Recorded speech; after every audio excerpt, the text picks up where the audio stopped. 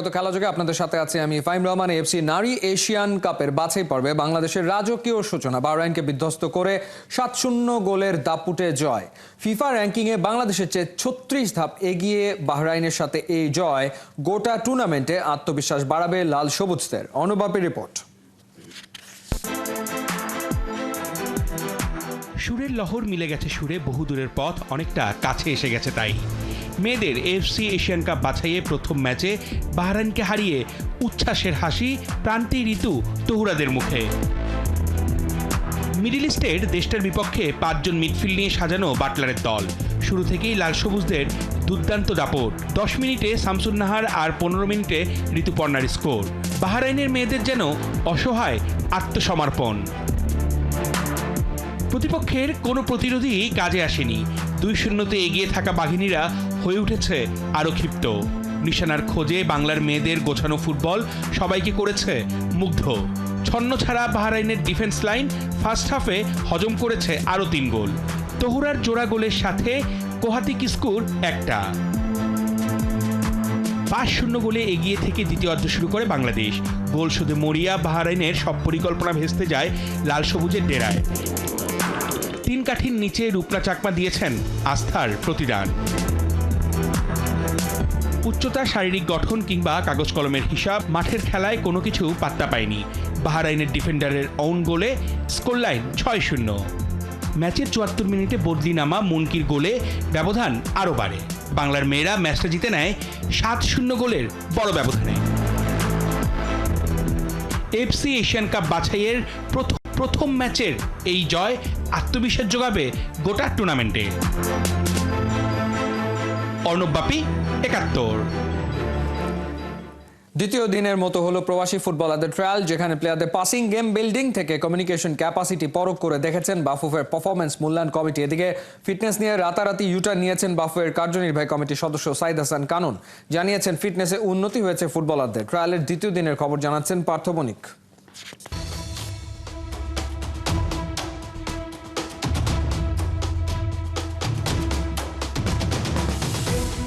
জাতীয় স্টেডিয়ামে দ্বিতীয় দিনের মতো প্রবাসী ফুটবলারদের ট্রায়াল। ঘড়ির কাঁটায় সকাল 8টা। প্লেয়াররা একে একে মাঠে আসছেন, কিন্তু তাদের চারপাশে খালি গায়ে অদ্ভুত বেশভূষায় এরা কারা? ট্রায়াল চলাকালীন জাতীয় স্টেডিয়ামে ছিন্নমূল মানুষদের দৌরাত্ম্য এভাবেই ধরা পড়ল খেলাযোগের ক্যামেরায়। নিরাপত্তা ব্যবস্থা এতটাই ভঙ্গুর যে মানসিক ভারসাম্যহীন এই তরুণের ধাওয়া খেয়ে ট্রেনিং শেষ করে ফেরা নারী ফুটবলারদের রীতিমতো দৌড়ে টিম বাসে উঠতে দেখা যায়। আর প্রবাসী ফুটবলার যারা স্টেডিয়ামে ঢুকছিলেন তাদের পেছন পেছন ঘোরা কিংবা সিএনজির সামনে গিয়ে হুট করে দাঁড়িয়ে পড়া, এগুলো ছিল কমন ব্যাপার। শেষ পর্যন্ত যা সামলাতে লাঠি নিয়ে ছোটাছুটি করতে দেখা যায় বাফুফের কর্মীদের। গাটের টাকা খরচ করে ট্রায়াল দিতে আসা প্রবাসী ফুটবলারদের এই বিনোদন কতটা বুস্ট আপ করেছিল তা জানা যায়নি। তবে 2.5 ঘন্টার ট্রায়ালে কি কি হলো তা জানা গেছে। আচ্ছা, কি করলেন আজকে? হলো মেইনলি গেমস, মনে করো 5v5, 8v8, তারপর 11v11 ফুল ফিল্ড খেলেছিলাম। কোচের আপনাদের কাছ থেকে কি দেখতে চাচ্ছে, কি মানে ওনাদের চাহিদা কি? লাইক পাসিং দেখতে চাচ্ছে, তারপর লিডারশিপ, লাইক আমরা কিভাবে like of the ball movement করি, then like individual work, team work, then communication. আগের দিন বাফুফের কার্যনির্বাহী সদস্য সাইদ হাসান কানুন রীতিমতো তোলপাড় ফেলে দেন এক মন্তব্যে। প্রবাসী ফুটবলারদের ফিটনেস নাকি ঘাটতি আছে। ফুটবল সেন্স খুব ভালো আমার মনে হয়েছে, কিন্তু ফিটনেসের ব্যাপারটা একটু ঘাটতি মনে হয়। ফিজিক্যাল কন্ডিশন খুব একটা ভালো মনে হয়নি। এ নিয়েও প্রশ্ন করা হয় ফুটবলারদের, আসলেই কি তারা প্রস্তুত না হয়ে এসেছেন? এটাই কিছু জন্য সত্য আছে। ফিটনেস লেভেল নিয়ে গতকালকে একটা প্রশ্ন ছিল এভালুয়েশন কমিটি থেকে। ফিটনেস লেভেল নিয়ে আপনাদের কি মনে হচ্ছে? আপনাদের ফিটনেস কি কোন পর্যায়ে আছে? আমি ভালো আছি, ফিটনেস ভালো আছে, সব ভালো আছে। আগের দিনের মন্তব্যে বিব্রতকর অবস্থায় পড়া পারফরমেন্স এভালিউশন প্যানেলের সদস্য সাইদ হাসান কানুন অবশ্য রাত পেরোতেই ইউটার্ন নিয়েছেন। তার চোখে এখন প্রবাসী ফুটবলারদের মাঝে উন্নতির ছোঁয়া। ফিটনেস নিয়ে কালকে একটা প্রশ্ন ছিল, ইমপ্রুভ করছে আজকে আরও। যে ওরা টায়ার্ড ছিল, বলছি তো আমি প্রথম দিকে বলছি যে ওরা টায়ার্ড ছিল। প্রথম দিন এনভায়রনমেন্ট, গরম, সব কিছু মিলাই কালকে থেকে আজকে ইমপ্রুভ করতেছে। 14 দেশ থেকে আসা 48 ফুটবলারদের 3 দিনের ট্রায়াল শেষ হচ্ছে সোমবার, যেখানে আন্ডার 19 আর সিনিয়র 2 ক্যাটাগরির ফুটবলাররা আলাদা করে ম্যাচ খেলবেন। তবে 3 দিনে কি নিজেদের ক্যালিবারের সবটুকু দেখাতে পারছেন ফুটবলাররা? দুদিন দুরকম আবহাওয়াতে আপনারা প্র্যাকটিস করলেন, দুরকম ওয়েদার ছিল। আর একটু লম্বা সময় হলে কি আপনাদের ভালো হতো কিনা? 3 দিনের জায়গায় 5 দিন বা 7 দিন হলে ভালো হতো কিনা? হতে পারতো, কিন্তু আমি অবশ্য জানি যে সবাই হলো দেশে থেকে বাইরে আসছে, তো ওদেরও একটা প্ল্যান আছে, ওদেরও এরকমভাবে ঠিক করতে হবে একসাথে। তো আমি মনে করি যে 3 দিন যেটা দিচ্ছে হলো, আমি মনে করি ভালো, ওটা 3 দিন হলো ফেয়ার। পার্থ বণিক, ৭১, ঢাকা।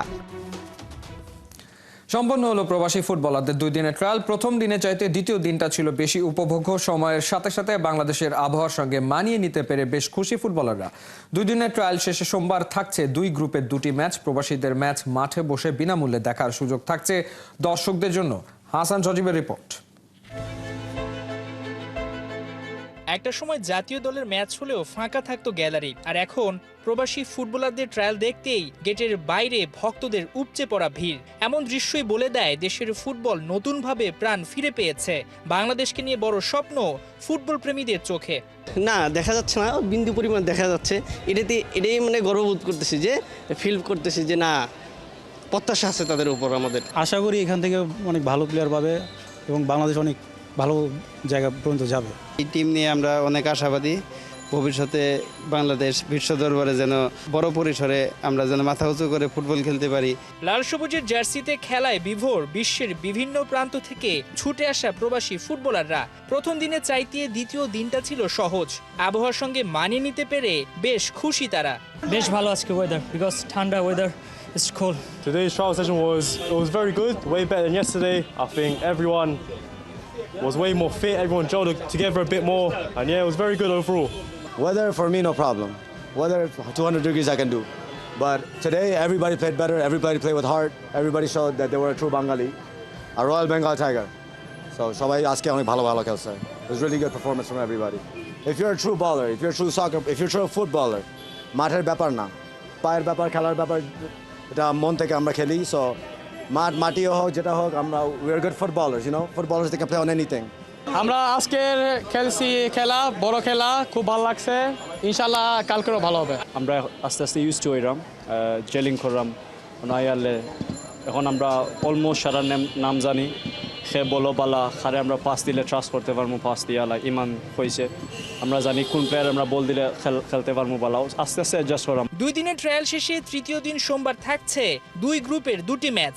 দিনের প্রথম ম্যাচে বিকাল 4টায় লড়বে আন্ডার 19-এর ফুটবলাররা। দ্বিতীয় ম্যাচে সিনিয়র গ্রুপ ভাগ হয়ে খেলবে নিজেদের মাঝে। নিজেদের প্রমাণ করতে মুখিয়ে আছেন ফুটবলাররা। Yeah, we've adjusted nicely. It's still a bit hot, humid, but it's normal now.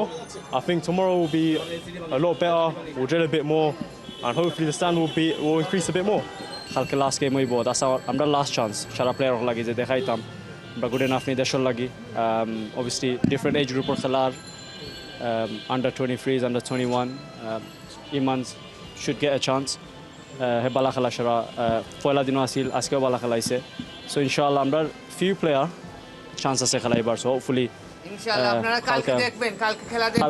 কালকে দেখি আপনারা জাজ করবা আউটসাইড থাকি।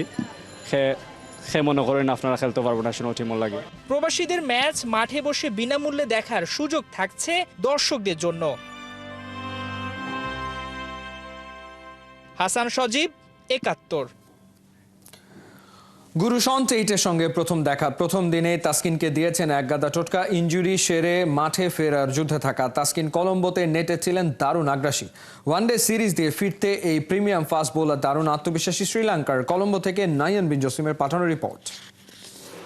ফার্স্ট ডেতে পাওয়া যাবে তো নাকি মোটামুটি? ইনশাল্লাহ। কত ওভার হলো আজকে বলি? মোটামুটি 8 ওভার ইনশাল্লাহ। তাসকিন আহমেদ মোটামুটি 8 ওভারের মতো আজকের দিনটায় বোলিং করেছেন। ইনজুরি থেকে ফিরছেন অলমোস্ট প্রায় 3.5 মাস পর। তাসকিন আহমেদের জন্য কাজটা একেবারেই সহজ নয়। যেই কাজটা তিনি আজকে করেছেন সেটা খুব সম্ভবত তার ফেরার জন্য সর্বোচ্চ লড়াই। তার সঙ্গে ছিলেন শন্টের, যার সঙ্গে প্রথমবারের মতো তার দেখা হয়েছে বাংলাদেশ দলে জয়েন করার পর। গোড়ালির সমস্যায় ভুগছেন তাসকিন, সেখানেই হাত দিয়ে ল্যান্ডিং পজিশনটা বুঝিয়ে দিলেন শন টেট। বাপায় ল্যান্ডিংয়ের সময় যে ঘটে যত বিপত্তি। তাসকিনকে সেই সমস্যা থেকেই বাঁচার টোটকা দিয়েছেন অস্ট্রেলিয়ান সাবেক স্পিড স্টার। কনফিডেন্স পেয়েছেন তাসকিন, সেজন্যই কিনা কে জানে এরপর পারফেক্ট ল্যান্ডিং সঙ্গে আউটস্ট্যান্ডিং ডেলিভারি।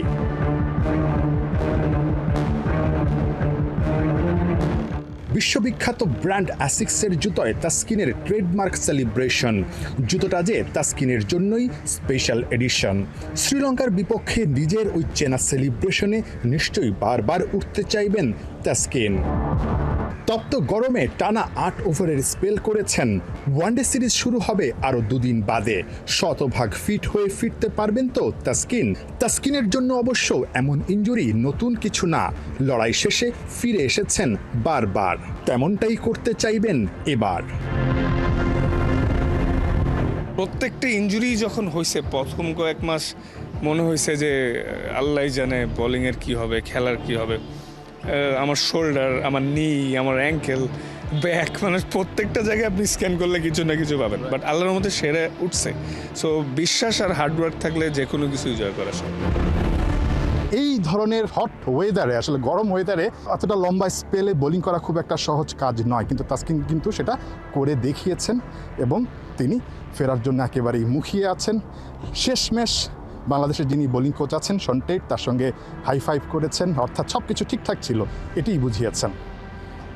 নাহিয়ান বিন জাসিম, ৭১, কলম্বো, শ্রীলঙ্কা। অস্বস্তির মাঝেই চলছে ওয়ানডে দলের প্রস্তুতি। একদিন আগে কলম্বো টেস্ট শেষ হয়ে গেলেও টেস্ট দলের ক্রিকেটাররা ছিলেন বিশ্রামে। প্র্যাকটিসে ছিলেন না নতুন ওয়ানডে ক্যাপ্টেন মিরাজও।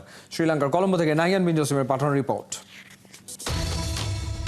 হেড কোচের চোখে মুখে চরম অস্বস্তি। পিঠে ব্যাগ চাপিয়ে কোথায় যাচ্ছেন শন টেট, তাকে অনুসরণ করছেন সালাউদ্দিন। হলোটা কি? বেঁকে বসেছে সিংহলি স্পোর্টস ক্লাবের লঙ্কান গ্রাউন্ড স্টাফরা। টেনশনে টিম ম্যানেজার নাফিস ইকবাল। টাইগারদের প্র্যাকটিসে বাধা, অথচ এই দিনে কলম্বো টেস্টের ৫ম দিনের খেলা হবার কথা। মূলত মাঠে পানি দেওয়ার কারণে ওই সময় ফিল্ডিং প্র্যাকটিস করতে মানা ছিল মাঠ কর্তৃপক্ষের। ভুল বুঝাবুঝি। পরে টিম ম্যানেজার নাফিস ইকবালের হস্তক্ষেপে মিটমাট হয়েছে সবকিছুই। সিরিয়াস কিছু না হলেও কলম্বো টেস্ট 5 দিনে গড়ালে কি আর এমন বিড়ম্বনায় পড়তে হতো? কলম্বো টেস্ট হার, তার উপর ক্যাপ্টেনের পদত্যাগ কিছুটা হলেও অস্বস্তিতে রেখেছে পুরো দলকে। সবচেয়ে বেশি ক্রিকেট অপারেশনস কমিটির চেয়ারম্যান নাজমুল আবেদিনকে। ক্যাপ্টেন্সি ইস্যুতে তার ভূমিকা প্রশ্নবিদ্ধ হয়েছে। কখনো ঠান্ডায় চুমুক দিচ্ছেন, কখনো নিট বোলারদের পরামর্শ দিচ্ছেন, আবার নেটে কোচও বনে যাচ্ছেন। কিন্তু তাতে করে কাটছে কি ক্রিকঅপস চেয়ারম্যানের অস্বস্তি? কিছু একটা ভাবছেন, সিঁড়ি দিয়ে উপরে উঠছেন বাংলাদেশ ক্রিকেট অপারেশনস কমিটির চেয়ারম্যান নাজমুল আবেদিন ফাহিম, কিন্তু ঠিক উল্টোটা হচ্ছে। বাংলাদেশের ক্রিকেটটা নিচের দিকেই নামছে। অর্থাৎ ক্যাপ্টেন্সি ইস্যুতে মাঠের বাইরে অনেক আলোচনা। শান্ত যখন কিনা একটা ভালো অবস্থানে থেকে ক্যাপ্টেন্সিটা চালিয়ে যাচ্ছিলেন, তখন তার স্টেপ ডাউন নতুন করে হয়তোবা ক্রিকেট অপারেশনস কমিটির চেয়ারম্যান নাজমুল আবেদিন ফাহিমের মাথায় দুশ্চিন্তা ঢুকিয়ে দিয়েছে। ঠিক এই মুহূর্তে কে হবেন নতুন ক্যাপ্টেন, সেটাই হচ্ছে সবচেয়ে বড় প্রশ্ন। শান্ত চেয়েছেন 2 জন ক্যাপ্টেনই যেন থাকে, আবার বিসিবি চেয়েছিল 3 জন ক্যাপ্টেনের বাংলাদেশ দল দেখতে। কিন্তু শেষ পর্যন্ত যেই অবস্থা, তাতে করে নিঃসন্দেহে 2 জন ক্যাপ্টেনের দিকেই আগাচ্ছে বাংলাদেশের ক্রিকেট, এবং সেই জায়গাটায় কে ক্যাপ্টেন হবে সেটাই সবচেয়ে বড় আলোচনা। আপাতত সেই দৌড়ে সবচেয়ে ভালোভাবে এগিয়ে আছেন ওয়ানডে ক্যাপ্টেন মেহেদী হাসান মিরাজ। বন্ধু শান্ত চান ক্যাপ্টেন হোক মিরাজ, তবে মিরাজের সঙ্গে এখনও ক্যাপ্টেন্সি ইস্যুতে কথাই বলেনি বিসিবি, কারণ পরের টেস্ট এখনো 5 মাস বাকি। আপাতত লঙ্কা সফরে ওয়ানডে ও টি20 সিরিজে সবার ফোকাস। পুরো দল ঘুরে দাঁড়াতে মুখিয়ে। কিন্তু গত 8 মাসে টাইগারদের জয় নেই নিজেদের প্রিয় ওয়ানডে ফরম্যাটে। সবশেষ জয়টা গেল বছর নভেম্বরে আফগানিস্তানের বিপক্ষে। নয়া ক্যাপ্টেন মিরাজের জন্য তাই কঠিন এক চ্যালেঞ্জ। নাহিয়ান বিন জাসিম, ৭১, কলম্বো, শ্রীলঙ্কা। তিন ফরম্যাটের কোনোটাতে বাংলাদেশ গেল কয়েক বছর খুব একটা ভালো সময় পার করছে না, তাই গ্লোবাল সুপার লিগেও বাংলাদেশের ফ্র্যাঞ্চাইজি রংপুর রাইডার্সকে তেমন পাত্তা দিচ্ছিল না কেউ। তবে চ্যাম্পিয়ন হয়েই জবাবটা দিয়েছেন সোহানরা। শিরোপা ধরে রাখার মিশনে বিশ্বসেরা অলরাউন্ডার সাকিব আল হাসানকে চেয়েছিল ওদের টপ ম্যানেজমেন্ট, তবে নানা কারণে সেটা আর হচ্ছে না। খালিদ জামিলের রিপোর্টে বিস্তারিত।